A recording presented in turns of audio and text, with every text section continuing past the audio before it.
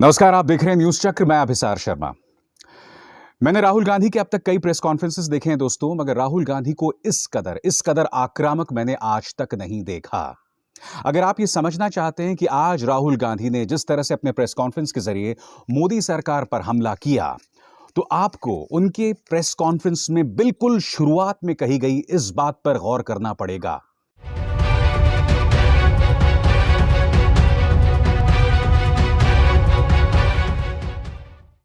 राहुल गांधी के बयान में बिल्कुल स्पष्टता थी। उनका कहना था कि बेशक मैं अकेला खड़ा रहूं और पूरा का पूरा देश एक तरफ हो, मगर मैं अपनी बात कहते रहूंगा, मैं चुप नहीं रहूंगा, ये लोग बेशक मुझे गोली मार दें। राहुल गांधी ने कहा क्या, और फिर हम आगे बढ़ते हैं और इस प्रेस कॉन्फ्रेंस की एनालिसिस करते हैं। मेरा कैरेक्टर है, मैं ना नरेंद्र मोदी से ना इन लोगों से डरता हूं, मुझे कोई फर्क नहीं पड़ता। ठीक है, मैं साफ सुथरा आदमी हूं, मुझे ये छू नहीं सकते। बात समझिए। हां, गोली से मार सकते हैं वो अलग बात है, मगर छू नहीं सकते। और मैं देशभक्त हूं, मैं अपने देश की रक्षा करता हूं। ठीक है, और मैं करता जाऊंगा। मैं अकेला खड़ा हो जाऊंगा, पूरा देश अलग से दूसरे साइड हो जाएगा, मगर मैं अकेला खड़ा होकर खड़ा हो जाऊंगा, मुझे कोई फर्क नहीं पड़ता। ये मेरा धर्म है, मैं उनसे भी ज्यादा फैनेटिक हूं। ठीक है, और यहां क्या हो रहा है, जिस चीज के लिए देश लड़ा था 70-80 साल पहले, वो फिर से हो रहा है। आज मेरी बात मत मानो, जब गुलाम बन जाओगे तो फिर मानना। मेरे लिए एक्सेप्टेबल है, मैं तो गुलाम नहीं हूं ना। कहीं ना कहीं पूरा का पूरा टोन जो है इसी बात से सेट हो जाता है पूरे प्रेस कॉन्फ्रेंस का। और खास बात यह रही दोस्तों, अपने इस प्रेस कॉन्फ्रेंस में उन्होंने सरकार समर्थक पत्रकार अर्नब गोस्वामी, जिसके कथित व्हाट्सएप चैट्स इस वक्त लीक हुए हैं, क्योंकि आप जानते हैं कि मुंबई पुलिस ने अदालत में सप्लीमेंट्री चार्जशीट दाखिल की है जिसमें ये व्हाट्सएप चैट्स भी हैं। और इन व्हाट्सएप चैट्स में बालाकोट हमले के बारे में अर्नब गोस्वामी को पहले से ही मालूम था।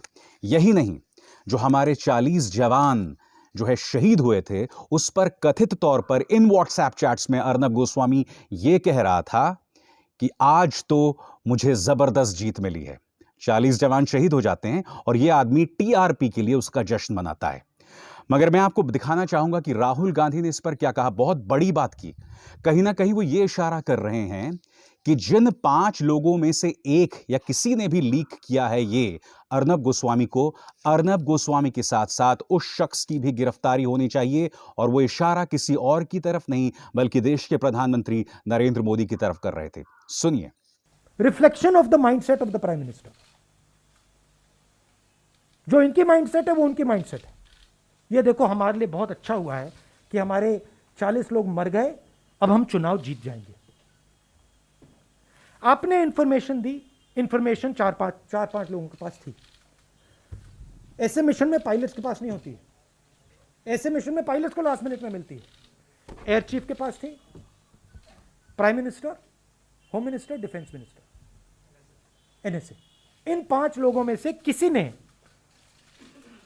इस व्यक्ति को यह इंफॉर्मेशन दी। यह क्रिमिनल एक्शन है, पता लगाना पड़ेगा किसने दी और उन दोनों को जेल में जाना पड़ेगा। और यह प्रोसेस शुरू हो जानी चाहिए, मगर यह प्रोसेस शुरू नहीं होगी। मैं बता दूंगा आपको क्यों। क्योंकि प्रधानमंत्री ने इंफॉर्मेशन दिया होगा। मैं आपको यह बतलाना चाहूंगा कि राहुल गांधी की प्रेस कॉन्फ्रेंस से ठीक पहले भारतीय जनता पार्टी अध्यक्ष जेपी नड्डा ने उन पर खासा तंज कसा था। उन्होंने कहा था कि अब जबकि राहुल गांधी अपने वेकेशन से वापस आ गए हैं, अपनी छुट्टियों से वापस आ गए हैं, तो मैं चाहूंगा कि मेरे कुछ सवालों का वो जवाब दें, जिसमें उन्होंने चीन का जिक्र किया, उन्होंने किसान बिल का जिक्र किया, और जो एक खास बात का जिक्र किया वो आपकी स्क्रीन पर है। उन्होंने पूछा, When will Congress stop provoking and misleading farmers of India? Congress कब किसानों को भड़काना और भ्रमित करना बंद करेगी? Why did UPA stall the Swaminathan Commission report for years and did not increase the MSP? यहां पर क्या कह रहे हैं जेपी नड्डा कि आखिर स्वामीनाथन कमीशन को यूपीए ने क्यों मुलतवी किया, उसे टालते गए और MSP यानी कि न्यूनतम समर्थन मूल्य नहीं बढ़ाया? Why did farmers remain poor for decades under Congress government? आखिर किसान गरीब क्यों रहा इतने दशकों तक कांग्रेस के शासन में? Does he feel sympathy for farmers only in opposition? क्या वो किसानों के लिए हमदर्दी तभी महसूस करते हैं जब वो विपक्ष में होते हैं? जेपी नड्डा आगे क्या कहते हैं? Rahul Gandhi has been spreading lies that all APMC mandis will be closed down.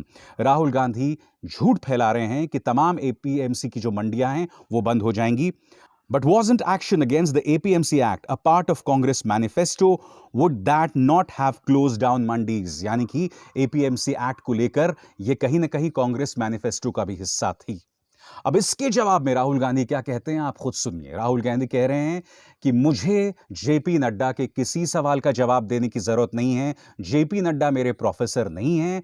JP Nadda को मैं ये बताना चाहूंगा कि जहां तक कृषि कानूनों की बात है, हमने कहीं पर भी ये नहीं कहा कि किसान जो है वो अदालत नहीं जा सकता. राहुल गांधी क्या कह रहे हैं आप खुद सुनिए. ये क्या जेपी नड्डा मेरे प्रोफेसर हैं क्या कि मैं इनको जवाब देता जाऊं? ये कौन है ये? क्या ये हिंदुस्तान के प्रोफेसर हैं, टीचर हैं क्या? उनका क्यों जवाब दूं मैं? कौन होते हैं वो? मैं हिंदुस्तान का जवाब देता हूं, किसान का जवाब देता हूं. किसान मुझसे कोई भी सवाल पूछे जवाब दूंगा. और जहां तक एग्रीकल्चरल सिस्टम की रिफॉर्म की बात है, हाँ हमने रिफॉर्म की बात की है, मगर हमने एग्रीकल्चरल सिस्टम को डिस्ट्रॉय करने की बात नहीं की. हमारे किसी भी कानून में यह नहीं लिखा कि किसान जाकर कोर्ट में नहीं जा सकता. हमारे किसी भी कानून में यह नहीं लिखा कि मंडी को हम खत्म कर देंगे, नष्ट कर देंगे. हमारे किसी भी कानून में नहीं लिखा कि हम मतलब एक दो लोगों को पूरे हिंदुस्तान का अनाज स्टोर करने देंगे. कोई भी ऐसा कानून नहीं है. और आप ये भी जानते होंगे कि एनडीटीवी में इस वक्त एक खबर आई है और उस खबर के मुताबिक इस वक्त चीन ने भारत के अंदर 4.5 किलोमीटर प्रवेश करके अरुणाचल प्रदेश में एक गांव बसा दिया है. वो हिस्सा जो 1959 से चीन के कब्जे में था, जहां अब तक मिलिट्री पोस्ट थी, और वो हिस्सा जो कि भारतीय जमीन का हिस्सा है, वहां पर अब यह बताया जा रहा है कि चीन ने एक गांव बसा दिया है. अब इस पर भी जेपी नड्डा ने उनसे सवाल किया कि आखिर आप हमें यूं क्यों नहीं बता रहे कि इतने दिनों से चीन को लेकर आपकी नर्म रुख था. यही नहीं, चीन के साथ कांग्रेस की एक सांठगांठ भी रही थी. इसके जवाब में राहुल गांधी ने क्या कहा, इस पर आपको गौर करना पड़ेगा. राहुल गांधी ने यहां पे ये कहा कि देखिए, आपको ये समझना पड़ेगा कि चीन जो है उसका दिमाग बहुत तेजी से चलता है. उसके सामने आपको एक स्पष्टता दिखानी पड़ेगी, और वो स्पष्टता पूरी तरह से नदारद है मोदी सरकार में. इसलिए बहुत जरूरी हो जाता है कि मोदी सरकार चीन को लेकर एक स्पष्ट रवैया अपनाए. क्या कहा उन्होंने, आप भी सुनिए.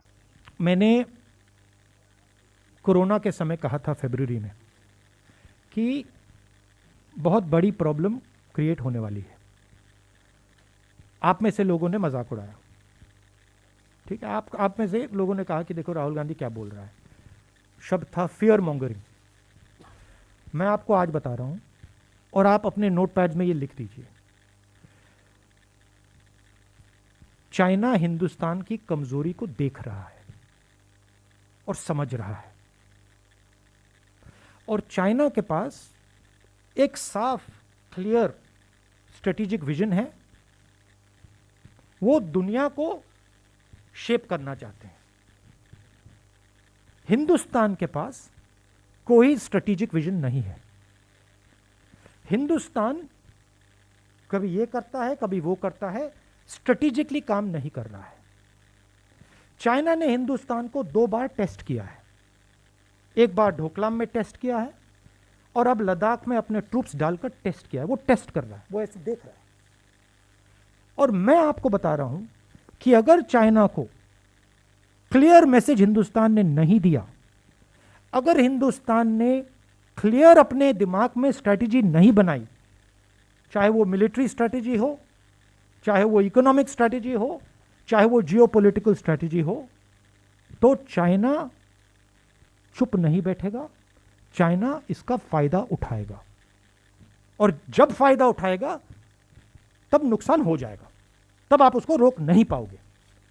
इसीलिए मैं रिपीट करता जा रहा हूं, मैं रेड फ्लैग रेज कर रहा हूं सरकार के लिए. आपके जमीन के अंदर आ गए हैं. आपको लगता है कि ये इसको आप तू मैं करके परे कर सकते हो। आपको लग रहा है कि आप इवेंट मैनेजमेंट के थ्रू इसको मैनेज कर सकते हो, आप गलत फहमी में हो। चाइना दूसरी चीज है। चाइना डोमिनेट करना चाहता है और वो सिस्टमैटिकली काम कर रहा है। हकीकत यह भी दोस्तों कि कांग्रेस में एक नेतृत्व संकट चल रहा है। कांग्रेस के अंदर एक धड़ा यह है कि कांग्रेस के अंदर जो चुनाव हों वो डेमोक्रेटिक तरीके से हों। राहुल गांधी को लेकर लोग मांग कर रहे हैं कि वो जल्द अध्यक्ष बने और कांग्रेस की कमान संभालें। मगर राहुल गांधी के साथ दिक्कत यह है कि वो एक सुविधावादी राजनेता बनना चाहते हैं। उनके साथ सबसे बड़ी दिक्कत यह है कि वो अपनी शर्तों के हिसाब से कांग्रेस का नेतृत्व करना चाहते हैं। यानी कि ये तो चाहते हैं कि हाथ में ताकत हो, मगर जिम्मेदारी से काफी हद तक वो बचना चाहते हैं। ऐसे आरोप लगातार राहुल गांधी पर लगते रहे हैं। और आज उनसे सवाल पूछा गया कि इस देश की दिक्कत यह है कि विपक्ष बहुत कमजोर है। और यही नहीं, किसान ने भी यह कहा था कि अगर विपक्ष इस देश में मजबूत होता तो हमें भी सड़कों पर नहीं उतरना पड़ता।